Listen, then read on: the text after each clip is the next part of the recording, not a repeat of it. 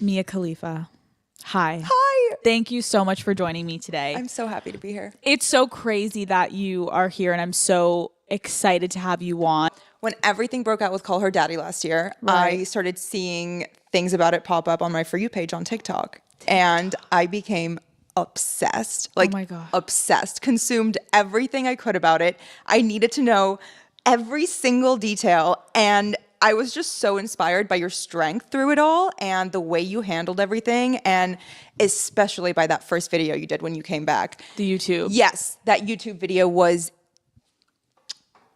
Chef's kiss. Oh my God. Thank you. I think I saw someone parody it after the Oprah interview saying, like, they photoshopped the Queen onto your face, saying What? the Queen after she watches this interview. Wait, I did not see that. It was hilarious. Like, it was incredible. You showed so much strength. Thank You made me a call. DM you then because I'm like, I need to have this girl on the show. And then I saw that you had already DM'd me. Yeah. And your DM to me was unbelievable. So thank you so much. It was basically explaining exactly kind of what she said about the video. Yeah, I mean, I just wanted to I knew you wouldn't see it because at that time you were just getting completely blown up. It was. I love how you say that and you have like 20 million followers. You're like, I just didn't know if you're going to see it. I'm like, I'm surprised you even know who I am. So thank you very much. I think Mia. I started it with, you'll never see this, but yeah, no, I'm a big fan. So thank you. And I'm a huge fan. To give anyone context right now, Daddy Gang listening, I am sitting with Mia in her house right now. And we hung out last night, which I think was crucial for this interview because we wanted to kind of go through what Mia is going to be comfortable talking about, not talking about, and just so it can be an enjoyable experience for both of us and something that you're proud of and you want to put on the internet. Because I've seen some of your past interviews and the people that interview are fucking assholes. I'm like, what the fuck are these people doing? So I want to give you hopefully a different experience today. But as we kind of delve into some topics, some are going to be fun Call Her Daddy topics and some will be more serious topics. But I just wanted to tell the Daddy Gang that Mia and I have had a conversation about what she's comfortable talking about today. And the themes that we're going to be talking about, hopefully a lot of you will be able to relate. So I want to kind of go through, Mia, you just explaining like your childhood and just where you're from and just giving a little bit of background on like who you are in case people don't know who you are. Okay. I moved to America in 2001 from Lebanon, and I grew up as one of the very few brown people in Montgomery County in the school that I went to. It was me and a couple Indian kids, and that was it. I was the odd one out. And everyone was white and Jewish, and I wanted to have a bar mitzvah, and I wanted to do all of these things that everyone else was doing and eat the peanut butter jelly sandwiches in my lunch bag like everyone else. And there was a lot of bullying and a lot of things that ensued after 9/11 happened. So my childhood was a little rough. I didn't have too many friends. I was also extremely overweight and just did not fit in anywhere. Right. Anywhere. So I turned inwards, and I don't know. I had a lot of shame over being different, not being attractive, not getting any positive attention or validation from myself. So I sought for it elsewhere, and by the time I was 16, I was dating someone who was 23, and you were looking for validation through men. Yeah. And we'd had a conversation about that last night. I think to kind of go through some of your childhood, I think thank you for sharing that, because those are like all themes I think that a lot of people can relate to. Is one, being bullied at a young age significantly affects your mental health and the way that you look at yourself in your adolescent years, and then affects you if you don't get into therapy or you don't address it. It affects you throughout the rest of your life and the decisions that you make and the relationships that you get into. I can only imagine, like you're saying, so did you move here around the time of 9/11? Yeah, in January. So by the time school started, 9/11 happened. And being in DC, did you grow up in New York?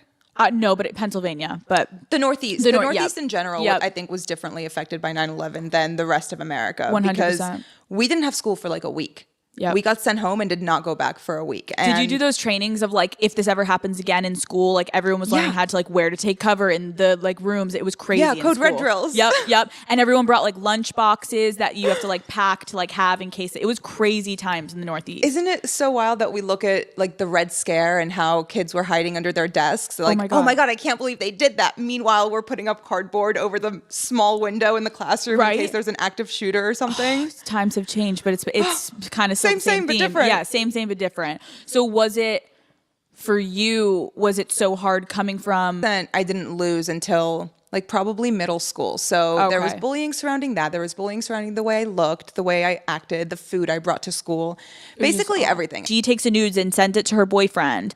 Most of the time they don't prosecute if it gets spread around because the underage female also gets prosecuted for distribution of underage porn.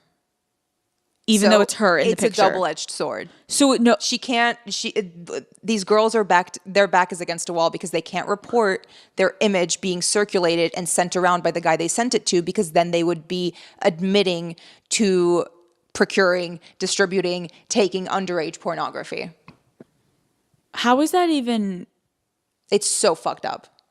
That's like, what did we say last night? We're like, let's put our suits on. What will we wear? We need to write a bill, right? Alex. Can you imagine? We need to get, yes, I can. Actually. Daddy Gang is like, this episode has taken a turn. Mia and Alex are talking about passing a bill. We will be there in our nice suits. We are going to be legislators. Mia, I think sitting down with you has been one of my favorite interviews, just because I can tell how you are genuinely authentic, so smart, so educated, but also with your past, to be sitting with you today, you can tell you've done the work. Like you can tell that you have been through an experience, but it's kind of, as much as I said last night, like, although you would maybe take it back when you were younger, like, would you be sitting here had all this not happened? You know what I mean? No, I think that I would take back the reason why I made the decisions I made. Yep.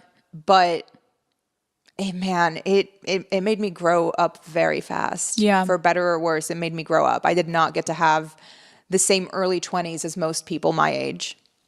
And I don't know if I regret that, because I think that I would be in a different place at 28 than I am now if I did. I think to hear the way you talk about your husband and to hear the way that you talk about your life right now, my friend Lauren and I are so corny recently, but we keep saying, I really do believe everything happens for a reason. You may not have met him. We may not even be sitting here. You know what I mean? And so to look at the positives of at what one point in your life was the darkest place in your life, to see the woman you are today and to meeting you. And I feel like I've learned so much from you already. And this is the second day I've hung out with you. It's inspiring, honestly, to be in your presence. So thank you. Thank you so much for coming on Call Her Daddy. I'm tearing up. Thank you for coming on Call Her Daddy. I'm excited to see where your journey takes you in your career. Me too. And I'm excited to see where we end up. I feel like we're already friends. Yeah, and me too. Thank you. Seriously, thank you for putting out the things that you put out, because you have no idea who you're inspiring and how much you're inspiring them. Thank you. You made me feel like I can literally do anything I want. I can start a podcast if I want. Like, I cannot believe she's doing it on her own, editing it, writing it, doing everything on her own, and also dealing with all of this shit she's dealing with. Yeah. Facing the internet, sitting in front of a camera with amazing lighting and talking about all of it. Amazing lighting. God, it took a minute to get that. New York apartment had great windows. It did. Great windows, great exposure. I love the way you had your wall set up. Yeah, with all of the shelves, the brick, the whole. Yeah, we love it. No, thank you, Mia. I have chills just like talking about that video. You seriously made me feel like, oh my God, anything is possible. Thank you, Mia. You've been amazing. Daddy Gang, go show her love. Tag yourself where they find you. Daddy Gang. It's just Mia Khalifa. Go follow her on all things social media. Go subscribe to her OnlyFans so she can continue to use her money for good. I love you. I love you.